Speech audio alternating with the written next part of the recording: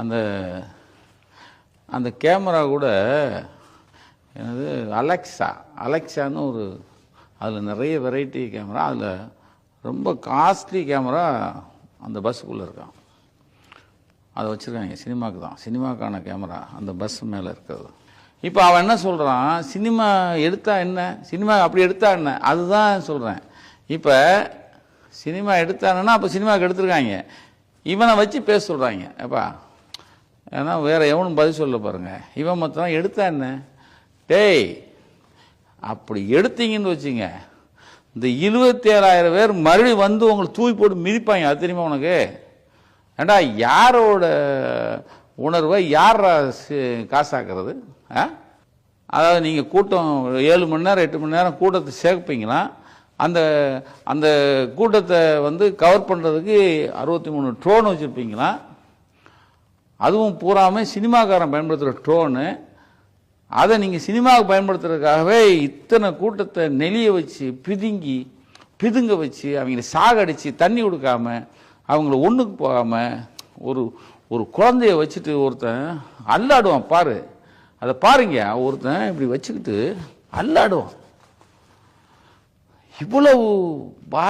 இவ்வளவு பாதிப்பு அடைஞ்சு அவன் நொந்து போய் நூலாகி வெளியே சொல்லாமல் எவ்வளோ பேர் 1000 பேருக்கு மேலே வீட்டில் இருப்பான். 500லேருந்து 1000 பேர் மேலே உடம்புல பட்ட வலியை வெளியே சொல்லாமல் பெண்கள் எத்தனை பேர் வந்து அசிங்கம் பண்ணியிருக்கீங்க நீங்கள்? இவ்வளவு பேரை கஷ்டப்படுத்திட்டு ஆமாம் சினிமாவுக்கு எடுத்தா என்ன கெட்டா போச்சுங்கிறான். எதால் அடிப்பேன், பொறுக்கி ராஸ்கல்ஸ். ஏண்டா உங்கள் இஷ்டத்துக்கு மக்களை கூப்பிடுவீங்க, இதுக்காகவே உங்களை கருவறுக்கணும். நீங்கள் படத்தில் மாத்திரம் வந்துச்சு அவனை நீங்கள் பாரு, என்னமோ நினச்சிட்டு இருக்க இந்த வந்த மக்கள்லாம் கேனேன்னு.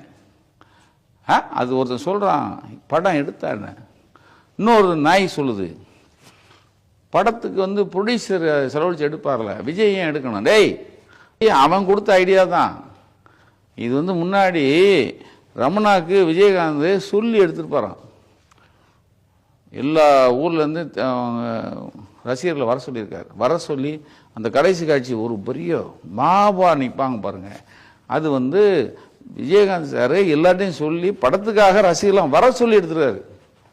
அவன் மனுஷனா நீ மனுஷன் ஏமாத்தி அதுக்கு வேற எந்த தின்ட்டு போலாம்ல, அது வேற பொழைக்கணும்ல. ஏன்னா மக்களை ஏமாத்தி அப்ராணி மக்கள் அவங்க எல்லாரையும் வர வச்சு செத்து 41 பேரை மிதிச்சு சாகடிச்சு, அப்படி என்னடா அவங்களுக்கு சினிமா ராஸ்கல்ஸ். அவன் என்ன சொல்றான், எடுத்தா என்ன.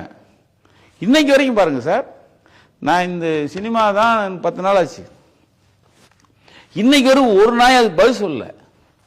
நைஸா இவனை விடுறாங்க, அப்படியே எடுத்தா தான் என்ன, எடுக்கலன்னு சொல்லணும். அது கரெக்டா பாருங்க, டோனு கூட்டம் அலை அந்த அந்த இது உள்ளுக்குள்ள அவன் சிரிக்கிறது, இந்த இந்த இதெல்லாமே கோத்து பார்த்தீங்கன்னா பக்கா சினிமா ஷூட்டிங் பக்கா. அப்புறம் இப்போ யாரோ கதை சொல்கிறாங்க, அது தெரியல, நான் அந்த கதையெல்லாம் பார்க்கல, நான் ஒன்லைன் கதை. அது கடைசியில் சிஎம் ஆகிற மாதிரி தானே வரும். ஏதோ இதுதான் அடுத்து டப்புன்னு போய் 26ல் சேரில் உட்கார போகிறாரு அவரு. நான் என்ன கேட்டேன், எஸ்பி சார்கிட்ட பேசினேன். சார் இந்த 63 ட்ரோன் வந்திருக்கு, அங்கேருந்தே ட்ரோனோடு தான் வந்திருக்கான். அதுக்கப்புறம் பார்த்தீங்கன்னா இப்போ வந்து தகவல், அந்த பஸ்ஸுக்குள்ளே ட்ரோனை ஆப்ரேட் பண்ணுவாங்கல்ல, அது பூரா சிஸ்டம் பூரா பஸ்ஸுக்குள்ளே தான் இருந்திருக்கு. அதுதான் தலையில் அடிச்சுக்கிட்டோம், இந்த பஸ்ஸை சீஸ் பண்ணி தொலைங்கன்னு. சீஸ் பண்ணுங்க, அதுக்குள்ள அத்தனை விஷயம் இருந்திருக்கு.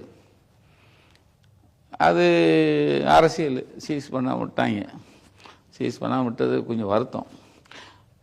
இப்போ அந்த ட்ரோன் இருக்குல்ல 63 ட்ரோனு, அப்ராக்சிமேட்டாக தான் சொல்கிறேன், 63க்கு மேலே இருக்கா இல்லை 1-2 குறைஞ்சிருக்கலாம்.